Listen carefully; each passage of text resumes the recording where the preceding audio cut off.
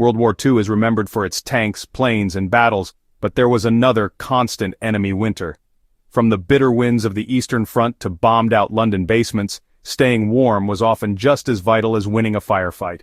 Civilians trapped by rationing and soldiers dug into frozen trenches faced nights where temperatures dropped well below freezing. With little coal, unreliable electricity, and no luxury of modern heating, survival depended on resourcefulness. Out of desperation came a wave of forgotten DIY heating systems. They were crude, sometimes dangerous, but they worked. And today, these forgotten methods still hold valuable lessons for anyone preparing for hard times. The oil drum stove. Perhaps the most iconic of wartime heaters was the oil drum stove. Empty fuel drums were everywhere in occupied Europe and on the front lines. Soldiers cut openings, welded makeshift legs, and fitted scrap metal chimneys. These stoves burned wood, coal, and even scavenged rubbish. They were smoky and far from efficient, but a single oil drum could turn a freezing dugout into a place where exhausted men could thaw their boots and rest. Civilians too adopted the design, with variations appearing in barns, basements, and refugee shelters. The lesson was simple: waste nothing, adapt everything. Claypot candle heaters. In cities under blackout restrictions, open flames risked drawing enemy bombers. Families often turned to a clever trick involving terracotta flower pots stacked above small candles.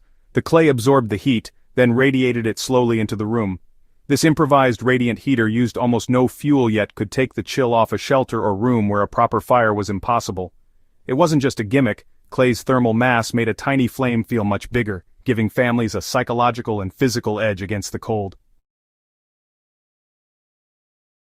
Hot stone and brick warmers. The idea of heating stones and using them for warmth is ancient, but it was heavily revived during World War II. Soldiers placed stones near a fire, then buried them under trench floors to release warmth through the night. Civilians heated bricks or flat stones on small stoves, then wrapped them in cloth and tucked them under blankets as makeshift hot water bottles. These methods turned even a small, short-lived fire into long-lasting comfort. For families without steady coal deliveries, it was one of the few ways to stretch fuel reserves. Briquette burners from scrap, huh? Coal was strictly rationed, so, people created their own substitutes. Sawdust, shredded newspaper, peat, and even dried manure were pressed into homemade briquettes using molds or just simple wooden presses. These fuel blocks actually burned longer than sticks or twigs, and improvised stoves designed to hold them started popping up in homes and shelters. Wartime manuals even circulated tips on mixing materials to get the longest burn possible. Though yeah, they were smoky. Briquette burners allowed families to cook and heat with resources most folks would normally just throw away.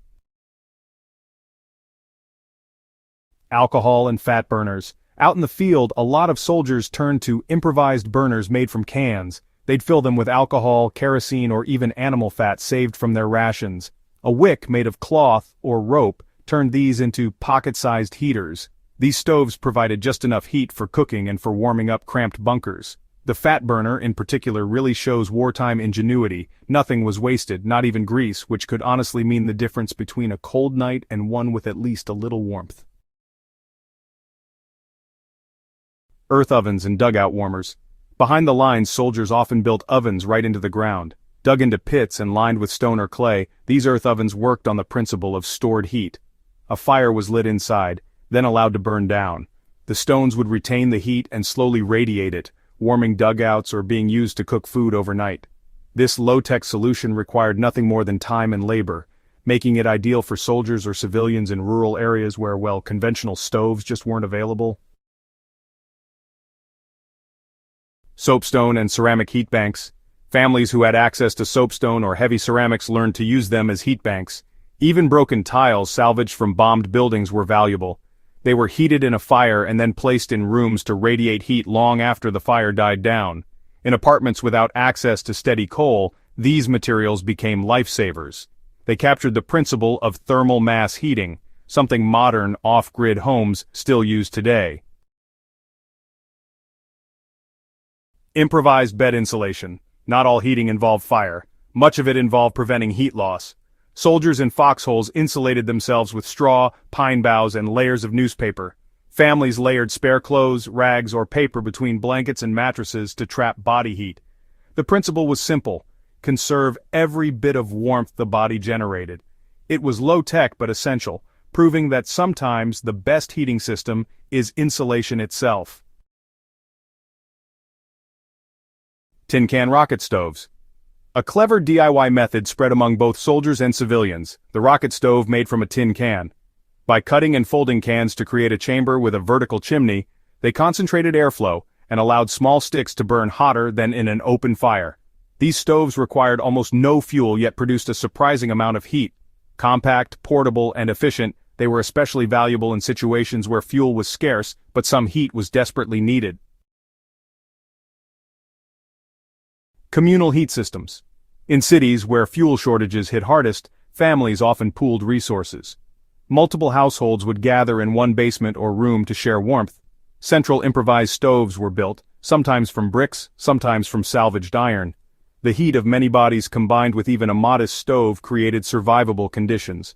These communal heating systems were as much about morale as warmth, showing that survival in wartime was never purely individual, it was collective. What unites all these forgotten World War II heating systems is resourcefulness. People survived by rethinking ordinary objects. Cans became stoves, bricks became radiators, fat became fuel. Families and soldiers who might have frozen endured because they understood two key truths: generate heat with whatever you have and conserve every ounce of it. These systems were born out of desperation, yet they remain relevant today. In blackouts, disasters, or fuel shortages, the same techniques can still keep people alive.